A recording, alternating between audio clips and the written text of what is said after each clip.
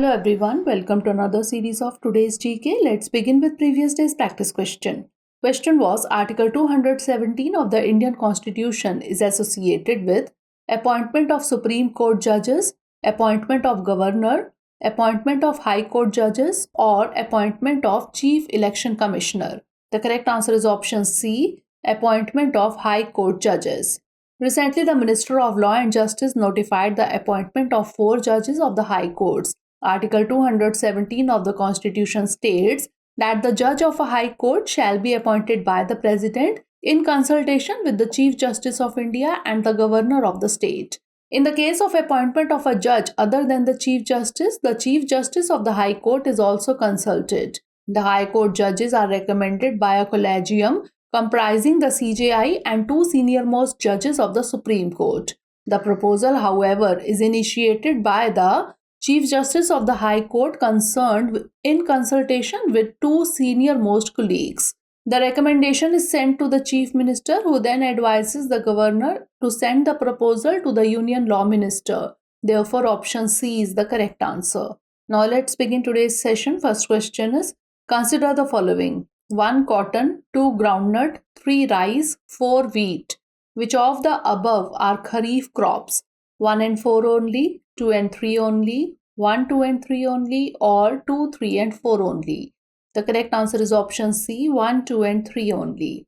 Recently, the Ministry of Consumer Affairs, Food and Public Distribution released the data of the procurement of wheat and rice during 2023-24. The Kharif crops are grown with the onset of monsoon in different parts of the country, and these are harvested in September-October. Some of the examples of Kharif crops are rice, maize, jowar, bajra, tur, that is arhar, moong, urad, cotton, jute, groundnut, and soybean. Hence, options 1, 2, and 3 are correct. Rabi crops are sown in winter from October to December and harvested in summer from April to June. Some of the examples of Rabi crops are wheat, barley, peas, gram, and mustard. Hence, option 4 is not correct. Therefore, option C is the correct answer.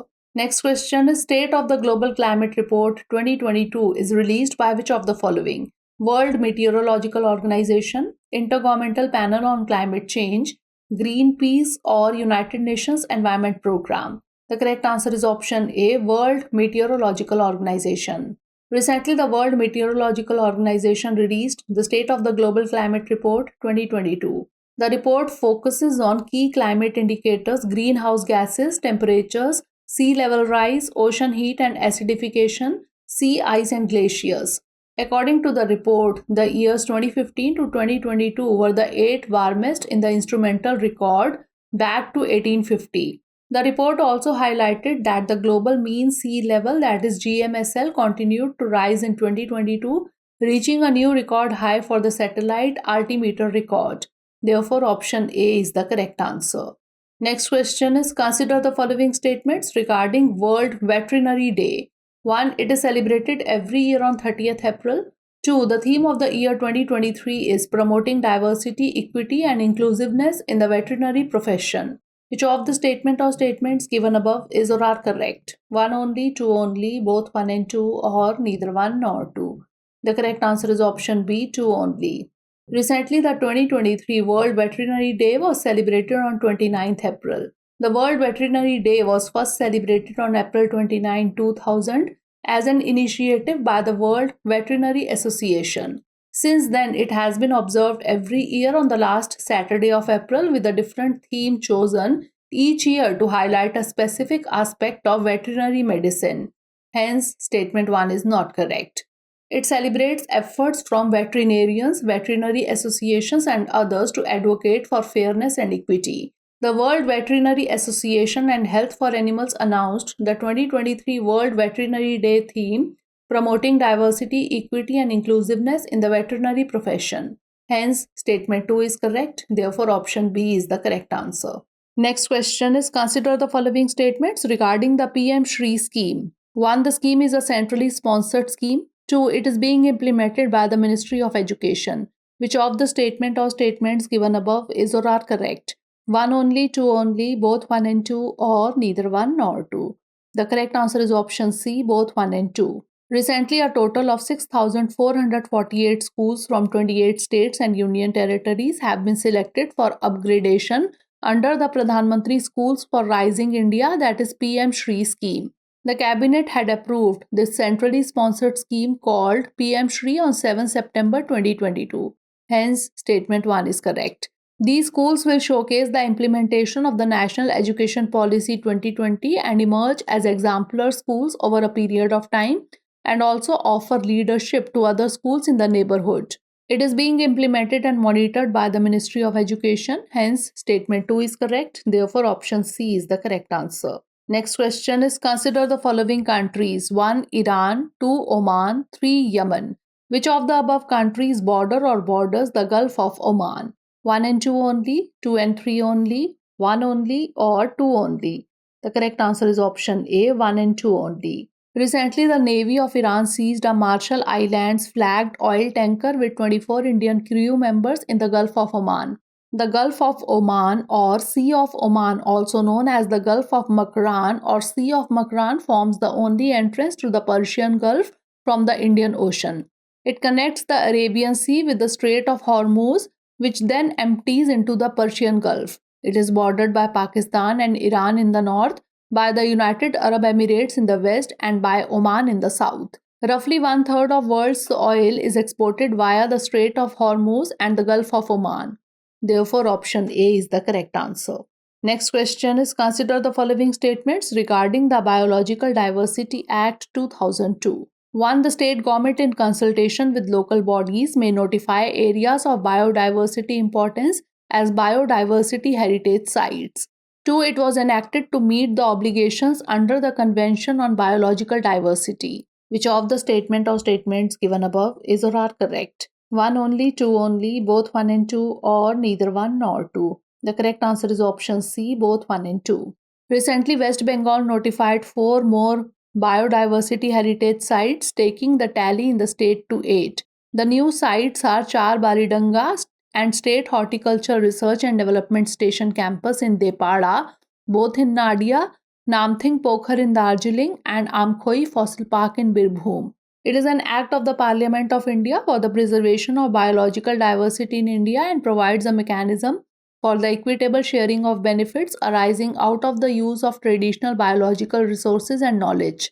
Under Section 37 of the Biological Diversity Act 2002, the state government, in consultation with local bodies, may notify areas of biodiversity importance as BHS. Hence, statement 1 is correct. It was enacted to meet the obligations under the Convention on Biological Diversity as India is a party to it.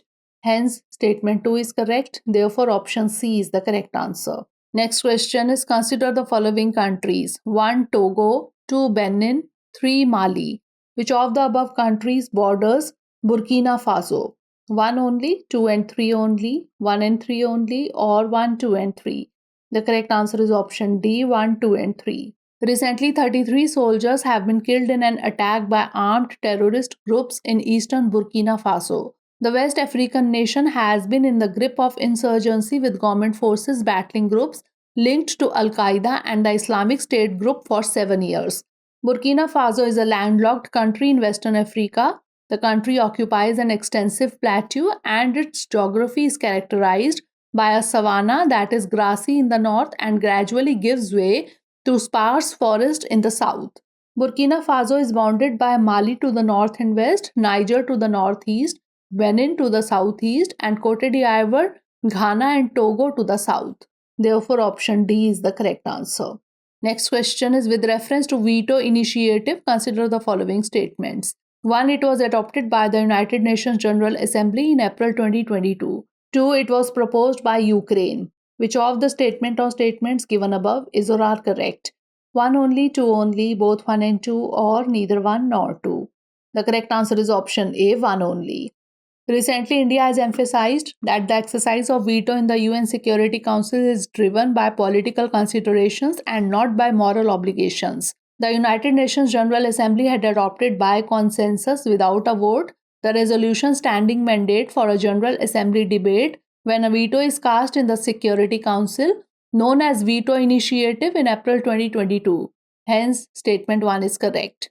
The permanent mission of Liechtenstein to the United Nations had proposed the Veto Initiative. Hence, statement 2 is not correct. The decision came in the wake of Russia using its veto in the Council the day after it invaded Ukraine in February last year.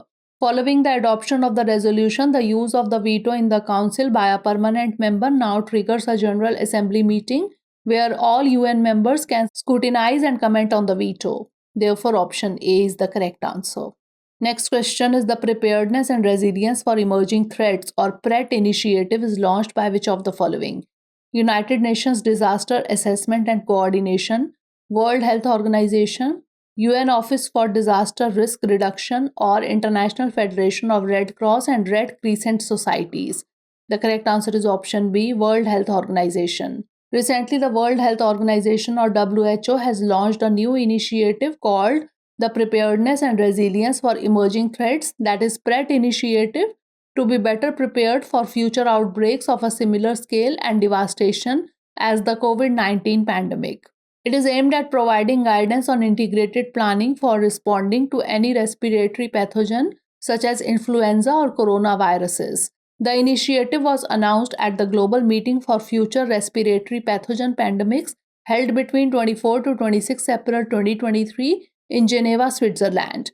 The current focus of PRET will be on respiratory viruses in the backdrop of the SARS-CoV-2 outbreak, possible threat of an avian influenza outbreak. Therefore, option B is the correct answer. Last question is, what is the provision under Article 49 of the Indian Constitution? The state shall protect every monument or place of artistic or historic interest, to organize agriculture and animal husbandry on modern and scientific lines. The state shall take steps to separate judiciary from the executive in the public services of the state, or to prohibit the slaughter of cows, calves, and other milch and draught cattle, and to improve their breeds. The correct answer is option A. The state shall protect every monument or place of artistic or historic interest. Recently, the Indian National Trust for Art and Cultural Heritage, that is INTAC, has urged the government to conserve the 600-year-old Vilakumadam at the Sri Mahavishnu Temple at Tirunelli, Kerala. The structure has a rich history dating back to the 15th century AD, and its key elements have not been given due consideration during the renovation process. The temple gets its name from an idol of Lord Vishnu resting on an amla tree in a valley, which was discovered by Lord Brahma while circling the globe. The Tirunelli temple's architecture follows the traditional Kerala style. Article 49 of the Constitution states that the state shall protect every monument or place of artistic or historic interest. Therefore, option A is the correct answer. Now it's time for the practice question. World Development Report 2023 is released by which of the following? United Nations Development Programme, World Trade Organization, Organization for Economic Cooperation and Development, or World Bank? Send the answer of this question in the comment section. Stay tuned for the next episode. Thanks for watching.